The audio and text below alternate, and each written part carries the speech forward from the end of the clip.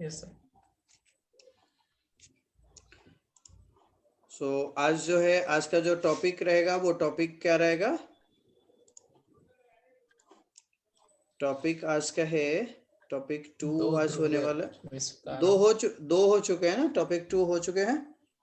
शीत युद्ध क्या है ये टॉपिक मैंने पिछले बार पढ़ा दिया था। आज जो मैं आपको पढ़ा रहा सर, हूँ, कल कोल्ड वॉर हुआ था जी, आज जो है वो द आज इमर्जेंस ऑफ 2 पावर ब्लॉक्स, इसी को आज हम लोग पढ़ने वाले हैं, इसी के बारे में, है ना। यही टॉपिक है हमारी, दो ध्रुवीय विश्व का आरंभ। Yes sir.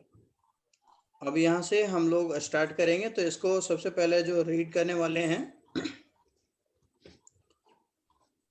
वो कौन होंगे? कोई नाम अपना बताएगा जो ये रीड कर पाएगा? Aman, are you ready for reading? For read? Okay yes sir. Okay, start. Yes, sir. Yes, sir. The emergence of two power blocks. The two superpowers were keen on expanding their spheres of influence in different parts of the world. In a world sharply divided between the two aligned systems, a state was supposed to remain tied to its protective superpower to limit the influence of the other superpower and its allies. The smaller state in the alliances. The smaller state alliances used the link of the superpowers for their own purposes. They got the promise of protection, weapons, and economic aid against their local rivals, mostly regional neighbors with whom they had rivalries. The alliance systems led by the two superpowers therefore threatened to divide the entire world into two camps. This division happened first in Europe. Most countries of Western Europe sided with the US, and those of Eastern Europe joined the Soviet camp. That is why these were also called the Western and the Eastern alliances. बस बस यहीं तक आप रोक दो, है ना। अब कोई और है जो इसको पढ़ना चाहेगा हिंदी में? सुहानी, सुहानी भी आई है क्या? आ रहे हैं सर, हम 10 मिनट में घर पहुंच के फिर पढ़ेंगे आगे का। Suhani, okay yes sir. Okay okay. भूमिका पढ़ो। Yes sir. दो ध्रुवीय विश्व का आरंभ। दोनों महाशक्तियां विश्व के विभिन्न हिस्सों पर अपने प्रभाव का दायरा बढ़ाने के लिए तुली हुई थी। दुनिया दो गुटों के बीच बहुत स्पष्ट रूप से बट गई थी। ऐसे में किसी मुल्क के लिए एक रास्ता यह था कि वह अपनी सुरक्षा के लिए किसी एक महाशक्ति के साथ जुड़ा रहे और दूसरी महाशक्ति तथा उसके गुट के देशों के प्रभाव से बच सके। परस्पर विरोधी गुटों के अपेक्षाकृत छोटे देशों ने महान महाशक्तियों के साथ अपने अपने जुड़ाव का इस्तेमाल निजी हित में किया। इन देशों को स्थानीय प्रतिद्वंदी देश के खिलाफ सुरक्षा का वायदा मिला, हथियार और आर्थिक मदद मिली। इन देशों को अपने पड़ोसी देशों से होड़ थी। महाशक्तियों के नेतृत्व धन की व्यवस्था से पूरी दुनिया के दो खेमों में बट जाने का खतरा पैदा हो गया। यह विभाजन सबसे पहले यूरोप में हुआ। पश्चिमी यूरोप के अधिकतर देशों ने अमेरिका का पक्ष लिया, जबकि पूर्वी यूरोप सोवियत खेमे में शामिल हो गई। इसलिए ये खेमे पश्चिमी और पूर्वी गठबंधन को कहलाते हैं। बस यहीं तक। ठीक है। अभी हमने जो पढ़ा दो ध्रुवीय विश्व का आरंभ, the emergence of 2 power blocks, इसमें हम लोग जो पढ़ेंगे इस ब्लॉक्स वाले में जो है ना, ऐसे दो का मतलब, अब ऐसा था, इसको समझना सिस्टम को, कि ये मैंने जो कल पढ़ाया था पिछले क्लास में, आपको बताया होगा कि आप उसमें देखिएगा, मैंने बताया था कि 2 टीम बन चुका था। अब क्या था कि बाकी ये दोनों, ये फर्स्ट एंड ये सेकंड, अब ये दोनों टीम में बाकी के जितने भी छोटे छोटे जो देश थे, समझ लेना वो ये सारे प्लेयर हैं। अब ये क्या था कि ये जो देश थे वो इसमें जाना है या फिर इसको इसमें जाना है, इस तरीके से ये सभी सेलेक्टेड हो रहे थे। लेकिन कारण क्या था, ये दोनों महाशक्ति बन चुके थे और इसी दोनों के महाशक्ति होने के कारण ये दो गुटों के बीच जो है स्पष्ट रूप से ये जो है बंटना पूरी तरीके से नियम जो है वो चल रहा था। अब इसमें यह था कि ऐसी स्थिति में किसी मुल्क के लिए यह रास्ता था कि वो अपनी सुरक्षा के लिए किसी एक महाशक्ति के साथ जुड़ा रहे। अब चाहे तो ये इसके साथ जुड़े, ये व्यक्ति अगर ये कोई देश है तो ये बस इसको यही था कि अपनी सुरक्षा अगर चाहता है तो किसी ना किसी के साथ अपनी ज्वाइंट अपने आप को करना होगा या उसके साथ जुड़ना होगा। अब ये यहाँ जुड़ता है, इसके साथ चलेगा या फिर इसके साथ चलेगा, ये अब कैसे होता है ये देखो। तो कहता है कि उसके गुटों के देश के प्रभाव से वो बच सकेगा इसके लिए, और देश ने महाशक्तियों के साथ साथ अपने अपने जुड़ाव का इस्तेमाल निजी हित में भी किया। उसने क्या किया कि इससे जो भी लोग थे वो अपने पर्सनल इसको यूज में भी लाए, है ना। इसके बाद इसमें यह भी है कि इन देशों को स्थानीय प्रतिबंधी देशों के खिलाफ सुरक्षा का वायदा भी मिला। अब ये भी था भाई कि देखो ऐसा होता है ना कि मेरे साथ आओगे तो हम ये देंगे, ये कुछ ऑफर उसको देते हैं कि हमारे साथ अगर हमारा प्लान ले लीजिएगा तो हम आपको ये देंगे, नहीं होगा तो हम आपको एक टीवी देंगे, एक फ्रिज देंगे। ये लालच चल रही थी। यहाँ पे टीवी फ्रिज नहीं मिल रहा था, यहाँ मिल रहा था ये कि जो स्थानीय देश होते थे उसके खिलाफ उसको सुरक्षा का ये वादा करते थे कि भाई अगर सपोज जैसे देखो ये जो हो गए ना, ये हो गए रूस और ये हो गए हमारे ये अमेरिका, ठीक है, और ये है पाकिस्तान, ठीक है। तो पाकिस्तान को अमेरिका क्या कर रहा है, ये अमेरिका क्या कर रहा है कि अगर हमारे साथ तुम जुड़ जाओगे, हमारे साथ जुड़ोगे, ये पाक है, कौन है, मैं इसको बढ़िया से क्लियर करता हूँ। ये जो है वो पाकिस्तान है, ये वाला जो एरिया है इसका पाक का है। अब यहाँ पे पाकिस्तान को ये ऑफर मिल रहा है कि अगर आप हमारे साथ जुड़ते हो तो हम आपको भारत से बचा लेंगे, भारत से आपको बचाएंगे, जितना भी हो सकेगा उसका वेपन वगैरह के लिए हम आपको देंगे और आपको रोकेंगे उसको कि आप आपसे वो लड़ाई ना करे, ठीक है। तो इस तरीके से इसका कहना यही था। तो अगल बगल के देशों को भाई जब सुरक्षा का वादा मिल ही रहा है तो क्यों नहीं इसके साथ जुड़ना, इसका भी रहेगा कि चलो अब इसी से जोड़ लेते हैं। जैसे कि अभी चाइना जो है पाकिस्तान को किए हुए रहता है कि हम आपको सुरक्षा देंगे, आप हमारे साथ जुड़े रहो, ऐसे ही ये वादा किया करते था। इन देशों को क्या होता था कि अपने पड़ोसी देशों से होड़ लगी हुई रहती है। जैसे अभी अपना कैसे होता है, अगर कोई आज भी शायद मैच है, आप लोग ध्यान मेरे को 2020 शायद सुनाई दिया था, किसी ने बोला था कि आज मैच होने वाला है या हो रहा है।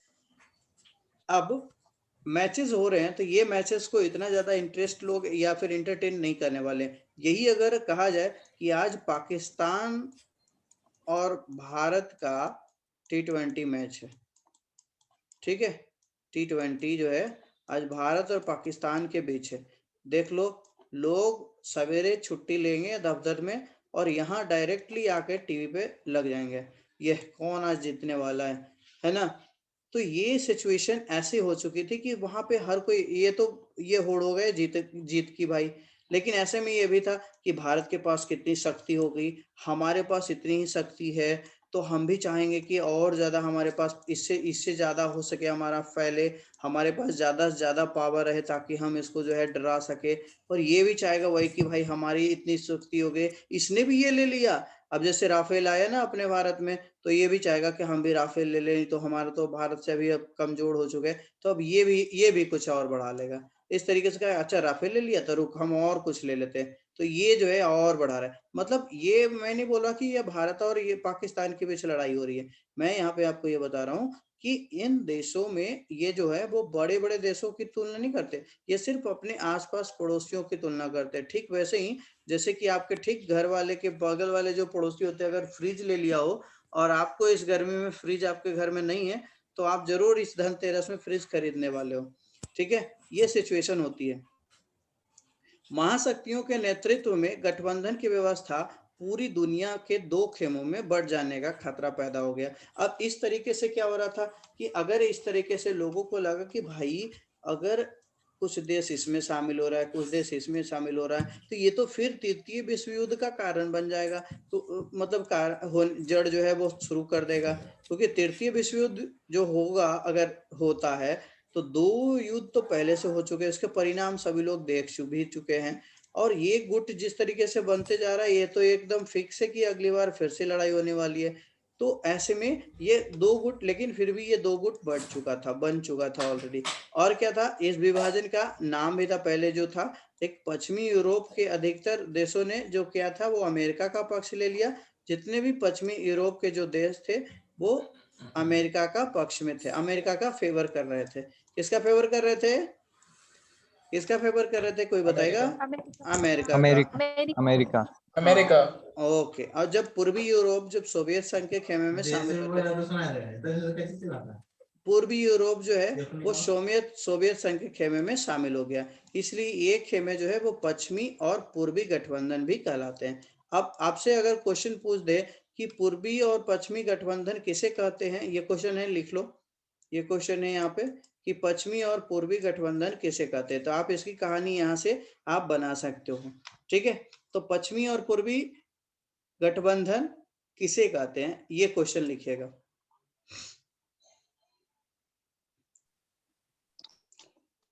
अभी लिखे सर? हाँ अभी लिखिएगा, कि अभी लिख के मतलब हमें दिखाना नहीं है, क्वेश्चन आप लिख लो कि पूर्वी और पश्चिमी गठबंधन किसे कहते हैं या इससे क्या तात्पर्य है। ठीक है, अब यहाँ पे है, यहाँ पे इंग्लिश वाला sir निकालिएगा।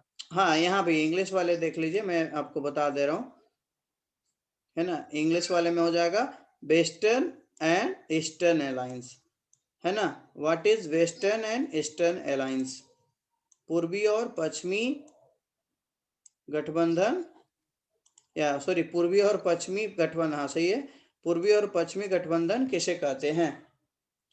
What is eastern and western alliance, पूर्वी और पश्चिमी गठबंधन किसे कहते हैं। हो गया? Yes sir. अब देखो यहाँ पे एक मैप भी दिया हुआ है, इस मैप को कुछ समझ में आ रहा हो, कोई बताना चाहेगा? मैप दिख रहा है आप लोगों को? हाँ दिख तो रहा होगा। Yes sir. Sir yes sir. दिख तो रहा है, दिख तो रहा है यहाँ पे। अब एक और क्वेश्चन लिख लो जरा, नाटो का फुल फॉर्म लिख के आओ। नाटो का फुल फॉर्म कोई बताएगा नहीं, अभी कुछ नहीं कोई बताएगा, बस नाटो का फुल फॉर्म लिखेगा। NATO sir. हाँ नाटो, ये है ना नाटो। ठीक है, मैं आपको आगे बताऊंगा इसका वैसे, लेकिन अभी यहाँ पे लिख सकते हो कि नाटो का फुल फॉर्म क्या होगा, नाटो का पूरा नाम क्या होगा। अब देखो यहाँ पे पूर्वी और पश्चिमी, अभी देखो ये मैप देखने आता है ना आप लोगों को, मैप देखने आता है, मैप देखने आता है, क्या आता है मैप में, मैप में क्या होता है, ये 4 भाग होते हैं। ठीक है, मैप में ये होते हैं 4, और इसमें हमेशा जो होता है ऊपर वाला नॉर्थ पोल होता है, नीचे वाला साउथ पोल, और उसके बाद इधर वाला ईस्ट, इधर वाला वेस्ट। अब यहाँ पे देखो यही है ना पूर्वी और पश्चिमी, ये इससे बांट दो, ये रहा ऐसे। ठीक है, इधर वाला किधर चला गया जी, इधर वाला किधर चला गया, वेस्ट। अभी आपको जो रेड वाला और ग्रीन वाला जो दिख रहा है वो बता दे रहा है ना, अभी जो हमने पढ़ा वो पूरा दिख रहा है कि नहीं, दिख रहा है? Yes sir. अब यहाँ पे देखो, अब यहाँ से अगर आपसे मान लीजिए पूछ भी देता है कि पूर्वी एरिया में कौन कौन से देश थे यूएसएसआर के साथ, तो आपको यहाँ पे दिख जाएगा पूरा। यस है ना, कौन कौन से देश थे, जरा इसका नाम देख लो तो। नाम बोलना नहीं, बस सिर्फ देख लो, मतलब अगर मैं आप बोलूंगा आप बोलेंगे तो ये लंबा टाइम लग जाएगा ना, सिर्फ देख लो या फिर स्क्रीनशॉट रख लो। अब यहाँ पे इसी तरीके से देखो पश्चिमी वाले में कितना है, जितने भी येलो कलर आपको दिख रहे हैं ये सभी पश्चिमी वाले में शामिल थे। हमने अभी जस्ट क्या पढ़ा, हमने यही पढ़ा कि यहाँ पे ये पढ़ा कि जितने भी जो थे वो पश्चिमी यूरोप के थे, वो सभी अमेरिका का पक्ष ले रहे थे। अभी यहाँ पे इस पिक्चर में आप देखो कि जितने भी पश्चिम है, ये जो वेस्टर्न एरिया के हैं वो सभी अमेरिकन के साथ थे, है ना। और इधर वाला देखो ऑलरेडी यहाँ पे लिखा भी है यूएसएसआर, है ना। तो ये आपको क्लियर हो गया यहाँ से। अब आगे आते हैं हम लोग, इसमें भी ये देखो सोवियत संघ, है ना।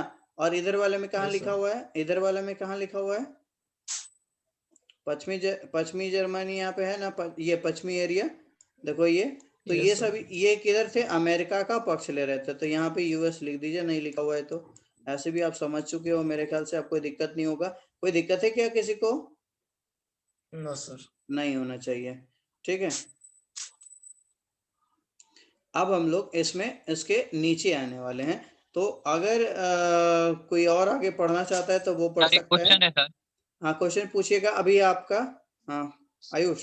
सर बोल रहे थे सर, ये जो डिवीजन मतलब हो रहा था ऐसे, बंटवारा सर ये एक ही कॉन्टिनेंट में हो रहा था क्या? वैसे ये तो दिख तो रहा है आपको, ये पिक्चर आपको दिख रहा है, कहाँ का यस है सर, ये? ये सर नॉर्थ अमेरिका है सर। हाँ, ये यूरोप का था, ठीक है। यूरोप का है सर, वो हाँ कंफ्यूज देखो, हो गए सर। है ना, यस यहाँ पे सर, दिया थैंक हुआ यू। है, यह विभाजन जो है पहले यूरोप में था, ठीक है। अब ये बट के इधर उधर हो गया। अब आगे चलते हैं। पश्चिमी गठबंधन ने स्वयं को एक गठबंधन का रूप दे दिया और अप्रैल 1949 में उत्तर अटलांटिक संधि संगठन, देखो मैंने अभी जस्ट बोला और यहाँ पे आंसर आपका मिल गया, ठीक है ना। ध्यान से पढ़ने वाले को कोई भी चीज आसानी से मिल जाएगा, बस आप लोग देखते जाओ और इसको लिखते भी जाओ अगर पॉसिबल हो तो, ठीक है बच्चे। अब यहाँ पे देखो, Yes, sir. पश्चिमी गठबंधन ने स्वयं को एक गठबंधन का संगठन का रूप दे दिया। पश्चिमी गठबंधन ने स्वयं को एक संगठन का रूप दे दिया और क्या किया, अप्रैल 1949 में, इसको जो है थोड़ा सा मैं आपको डार्क कर रहा हूँ, देख लेना बढ़िया से। अप्रैल 1949 में उत्तर अटलांटिक संधि संगठन की स्थापना की, जिसमें 12 देश शामिल हुए। यही ऑब्जेक्टिव है, बस इसको आप लिख डालो या रख लो अपने मन में। क्या है, कितने देश शामिल हुए थे उस समय, कितने देश शामिल हुए थे, कोई बताएगा? 12 देश शामिल हुए थे। और 12. कब इसकी स्थापना कब हुई, कब इसकी स्थापना हुई? 1940 1949। 49 April 1949। ओके, अब यहाँ पे आपको क्लियर हो गया कि ये है। और मैंने आपसे क्वेश्चन पूछा था कि नाटो का फुल फॉर्म क्या है, तो आपको देखिए यहाँ पे आंसर मिल गया कि उत्तर अटलांटिक संधि संगठन। ये क्लियर हो गया यहाँ पे इसका आंसर भी। यही इसी तरीके से आप यहाँ पे आ जाओ, इस वाले में भी है ना। यहाँ पे ये है, the western alliance was formalist into the organization at the north Atlantic territory organization, जिसका मैंने आपको पूछा था कि फुल फॉर्म बताना जरा इंग्लिश वाले में। यहाँ पे देखो ऑलरेडी मिल गया। और विच केम इनटू एक्सिस्टेंस इन अप्रैल 1949। April 1949. हो गया यहाँ पे। अभी किसी को कोई दिक्कत नहीं है, क्वेश्चन भी आपको मिला हुआ था, फुल फॉर्म भी मिल गया, आंसर भी मिल गया, सारे खत्म हो गए। अब इसके बाद कहता है कि क्या इस संगठन ने घोषणा की, यह घोषणा किया, यह संगठन जो है एक घोषणा किया, क्या किया घोषणा, कि उत्तरी अमेरिका अथवा यूरोप के इन देशों में से किसी एक पर भी हमला होता है तो उसे संगठन में शामिल सभी देश अपने ऊपर हमला मानेंगे। क्या है लाइन, क्या है लाइन, फिर से रिपीट कर लो। उत्तरी अमेरिका अथवा यूरोप के इन देशों में से किसी एक पर भी यदि हमला होता है तो उसे संगठन में शामिल सभी देशों पर हमला माना जाएगा। इसी लाइन को अगर आप इंग्लिश में देखो तो लिखा हुआ है, it was an associated there are 12 state, ये तो पहले से मैंने बता दिया आपको। उसके बाद और इसमें क्या बोला था कि each of state would be obliged to help the other. यहाँ पे एक यही चीज है लाइन, कि जितने भी देशों पे अगर किसी एक पर भी, नॉर्थ अमेरिका और अगर यूरोप पे कोई भी देश अगर एक देश पे भी अगर अटैक बोलता है तो वो सभी पे समझा जाएगा। यही इसका कहना था कि अगर मान लो, ऐसा नहीं कि हम लोग 12 होते हैं ना टीम में प्लेयर कितने होते हैं, 12 होते हैं। अभी संयोग से देखो इसका संयोग क्या है कि इसमें अभी भी देखो 12 स्टेट है। तो हम लोग इस तरीके से समझ सकते हैं कि ये है हमारा प्लेइंग एक गेम में, फील्ड में है। और अगर ऐसा होता है कि किसी एक प्लेयर को, देखो भाई 11 प्लेयर ही होते हैं, मेरे को मालूम है, आप 12 मत समझ लेना, मैं भी आपको बता रहा हूँ, पर यहाँ पे 12 दिए हुए तो मैं 12 लेके आपको बता रहा हूँ। अभी क्या है कि इसमें से किसी एक पे भी अगर हमला होता है तो वो क्या करेगा, यह यूरोप के हो और या फिर इसको अमेरिका के हो, ये कहीं का भी अगर होगा। यूरोप में कौन सा वाला? Western Europe. कौन सा western Europe? Europe. Western Europe. Western Europe. अगर वेस्टर्न यूरोप या अमेरिका के किसी एक कंट्री पे भी अगर किसी ने हमला बोला तो ये 12 कंट्री जितने भी शामिल थे इस संगठन में, नाटो वाले में, किसमें? नाटो वाले में, तो नाटो। वो सभी जो है अपने ऊपर हमला मानेंगे और उसका जो है रिप्लाई उसको देंगे। ये चीज समझ में आ गई होगी, आई होप सो। बढ़िया से समझ में आ गया? Yes sir. Okay. Yes sir.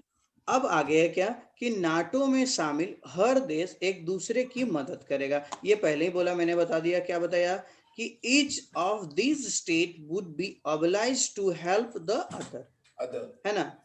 सभी देश एक दूसरे की मदद करे। भाई सही बात है। अगर ग्रुपिंग टीम क्या होता है? टीम का मतलब होता है कि अगर किसी एक की मुसीबत आती है तो आप सभी मिलकर उसका हेल्प करो। देखो स्टूडेंट यूनियन कैसा बना हुआ रहता है, अगर किसी एक स्टूडेंट को प्रॉब्लम होता है तो बाकी लोग मिलके हड़ताल करते हैं ना, उसको प्रॉब्लम हो जाता है तो बोलता है ना, यही चीज होना चाहिए। ठीक है। तो इसके बाद क्या था? इसी प्रकार के पूर्वी गठबंधन को वर्षा संधि के नाम से भी जाना जाता है। अब वर्षा संधि क्या है? ये क्वेश्चन है, आप इसको लिख लो। वर्षा संधि क्या है ना? द यहाँ पे भी है इसको, the eastern alliance known as the Warsaw pact. ठीक है। वर्षा संधि क्या है? लिख लिए होंगे क्वेश्चन, आई होप सो। अब आगे यस आते सर। हैं। इसकी अगुवाई सोवियत संघ ने की। वर्षा संधि की अगुवाई किसकी अगुवाई कर रहा था? वर्षा संधि की। वर्षा संधि की अगुवाई कौन कर रहा था? सोवियत संघ ने की। इसकी स्थापना जो है 1955 में हुई थी। कब हुई थी इसकी स्थापना? 1955 में, 1955। है ना? इसका मुख्य काम क्या था? कि नाटो में शामिल देशों का यूरोप में मुकाबला करना। इसका काम क्या था, है ना? अब पूछेगा कि वर्षा की संधि का क्या काम था? वर्षा की संधि का क्या काम था? तो भाई काम ये था कि नाटो में शामिल देशों का यूरोप में मुकाबला करना, यही इसका काम था। वर्षा की संधि का काम मिल गया आपको? वर्षा की संधि का क्या काम था? इसका मुख्य काम था नाटो में शामिल देशों का यूरोप में मुकाबला करना, है ना? ये लाइन आप देख लो यहाँ पे क्या है इसका। हाँ, इंग्लिश वाले भी दे रहे हैं बच्चा। Was led by the Soviet Union. It created in 1955 and its principal function was to counter NATO forces in Europe. देखो यहाँ पे लिख दिया, बहुत बढ़िया से लिखा है। आप इसको फिर से देख लो। क्या कहा? It principal function was to counter NATO's forces in Europe. Clear हो गया? इन यूरोप, है ना? और yes sir. the Eastern Alliance known as the Warsaw Pact was led by the Soviet Union. It was created in 1955. मैंने यह पहले ही बता दिया आपको कि यह 1955 में क्रिएट किया गया था, वर्सा पैक्ट। ठीक है। तो आई होप कि यहाँ तक में आपको किसी को कोई दिक्कत, इस लाइन तक में किसी को कोई दिक्कत नहीं हो रही होगी। नहीं हो रहा है ना? समझ में आ रहा है सारा? No sir. क्या no? Yes sir. Yes sir. हाँ, अभी हम सोचे समझ में आ रहा है सारा, तब सब बोलता है नो सर। इतना लेट में रिप्लाई दोगे तो उल्टा पुल्टा समझ जाएगा सारे लोग, है ना? अभी आगे सब बढ़ते समझ में हैं। आ रहा है। सभी समझ में आ रहा है? ठीक है। उसके आगे पढ़ते हैं। इसके आगे आयुष पढ़ेगा। पढ़ो Ayush. International alliances. Yes, sir. International alliances during the Cold War era were determined by the requirements of superpowers and the calculation of smaller states. As noted above, Europe became the main arena of conflict between the superpowers. In some cases, the superpowers used their military power to bring countries into their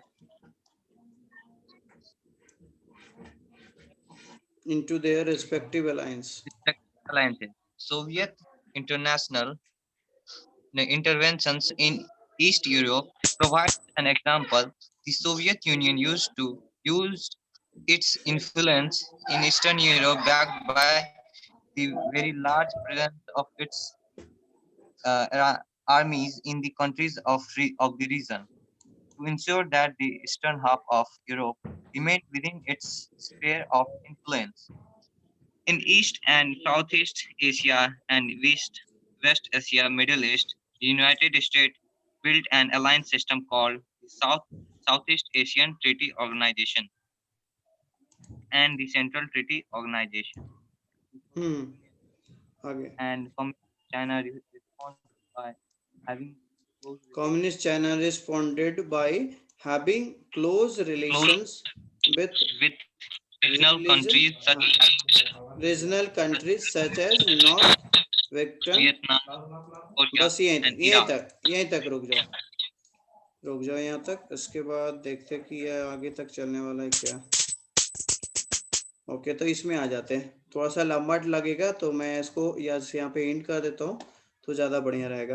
तो देखो क्या है कि शीत युद्ध के दौरान जितने भी अंतर्राष्ट्रीय गठबंधन का निर्धारण महाशक्तियों की जरूरतों और छोटे छोटे देशों के साथ जो है वो हुआ था, तो इसमें लाभ और हानि के गणित जैसा था। जैसा कि ऊपर में पहले भी बता दिया गया कि महाशक्तियों के बीच तानातनी का मुख्य अखाड़ा जो था वो यूरोप बना था। अब यहाँ पे क्वेश्चन है, एक क्वेश्चन ये है कि महाशक्तियों के तनातनी का मुख्य अखाड़ा कहाँ था? महाशक्तियों के बीच मुख्य अखाड़ा का जगह कौन सा था? तो वो था यूरोप। जिसका क्वेश्चन आयुष तुमने किया था उसका आंसर आपको मिल गया होगा यहाँ पे। अब कहता है कि कुछ एक ऐसे मामला था जिसमें महाशक्ति अपने अपने गुटों में शामिल करने के लिए कुछ देशों पर अपनी ताकत का इस्तेमाल किया था। ऐसा शायद ही कहीं था जहां पे इन लोगों को शामिल करने के लिए कोई ताकत लगाने की जरूरत पड़ी, है ना, क्योंकि छोटी सी लालच दी जाती थी तो ये लोग अपने आप ही इसके साथ जुड़ जाते थे। पूर्वी यूरोप में सोवियत संघ की दखल अंदाजी इसका उदाहरण है। यहाँ पे एक और भी है कि भाई छोटी मोटी ऐसा नहीं था कि उसने ये अपनी में मिलाने के लिए युद्ध नहीं किया। तो इसमें पहला है कि सोवियत यूनियन जो है, सोवियत संघ जो था वो इसमें दखल अंदाजी किया था, इसका उदाहरण यहाँ पे दिख रहा है। सोवियत संघ ने पूर्वी यूरोप में अपने प्रभाव का इस्तेमाल किया था और इस क्षेत्र के देशों में सोवियत संघ की सेना को व्यापक उपस्थिति ने सुनिश्चित करने के लिए अपना प्रभाव जमाया कि यूरोप का पूरा पूर्वी हिस्सा सोवियत संघ के दबदबे में रहे। यह सोवियत संघ ने ऐसा किया था, ठीक है। और पूर्वी और दक्षिणी पूर्व एशिया तथा पश्चिमी एशिया में अमेरिका ने गठबंधन का अपना जो है वो तरीका अपनाया और इन गठबंधनों को दक्षिण पूर्व एशियाई संधि संगठन सेटो, फुल फॉर्म यहाँ पे लिख लेना, सेटो का फुल फॉर्म क्या होता है और सेंटो का फुल फॉर्म क्या होता है, ठीक है। और एक चीज और लिखना कि सेटो का कार्य क्या है, मतलब ये सेटो का नहीं, किस लिए ये बनाया गया था, ठीक है। बस इतना ही ये है कि किस लिए इसे बनाया गया था, बस इसका जवाब लिख देना। उसके बाद आगे बढ़ते हैं। इसके जवाब में सोवियत संघ और साम्यवादी चीन ने इस क्षेत्र के देशों और मसलन उत्तरी वियतनाम, उत्तरी कोरिया और इराक के साथ अपने संबंध जो है वो मजबूत कर लिया था। इसके बाद क्या था कि शीत युद्ध के कारण विश्व के सामने दो गुटों के बीच बटी जाने का खतरा जो पैदा हो गया। ऐसी स्थिति में औपनिवेशिक शासन मसलन ब्रिटेन और फ्रांस के चंगुल से मुक्त हुए नए देश, स्वतंत्र देशों को चिंता हुई कि कहीं वे अपनी इस आजादी को पाने के साथ खो न बैठे। देखो, जो भी ब्रिटेन से और फ्रांस से अभी नया नया देश बन ही रहा था, उसको भी ये डर था कि कहीं ऐसा ना हो कि इसमें हम भी सौना जाए और इसका फिर तीसरा चपेट में हम लोग जो है मौका हमें आजादी का मिल रहा है वो हम खो दें।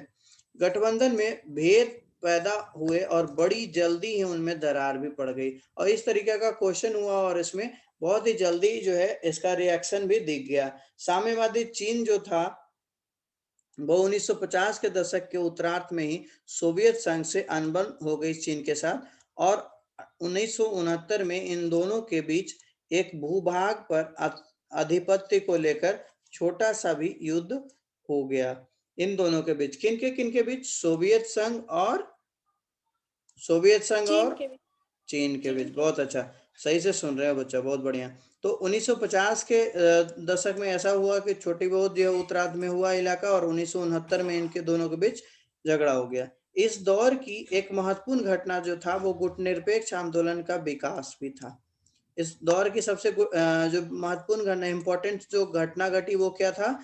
गुटनिरपेक्ष आंदोलन का, है ना। इस आंदोलन ने नव स्वतंत्र राष्ट्रों को दो ध्रुवीय विश्व की गुटबाजी से अलग रखने का मौका दिया। देखो, गुटनिरपेक्ष के बारे में हम लोग पहले भी एक छोटी सी चर्चा किया था, आज भी हम लोग इसके बारे में पढ़ लेंगे। वो ये है कि गुटनिरपेक्ष में होता क्या है।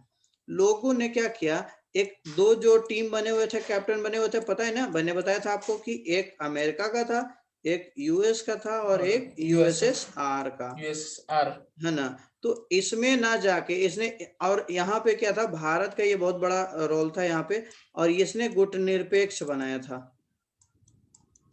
गुटनिरपेक्ष इसने बनाया था। तो अब ये गुटनिरपेक्ष वाला क्या कर रहा था कि भाई जो नए नए देश बन रहे थे ना, वो क्या, उसको क्या कहा कि ऑफर दिया कि आप ना इधर मिलो ना इधर मिलो, आप सीधा मेरे पास आ जाओ। इस तरीके से ये धीरे धीरे क्या हो रहा था, ये बढ़ते जा रहा था, इसका क्षेत्र क्या था, वो बढ़ते जा रहा था, है ना।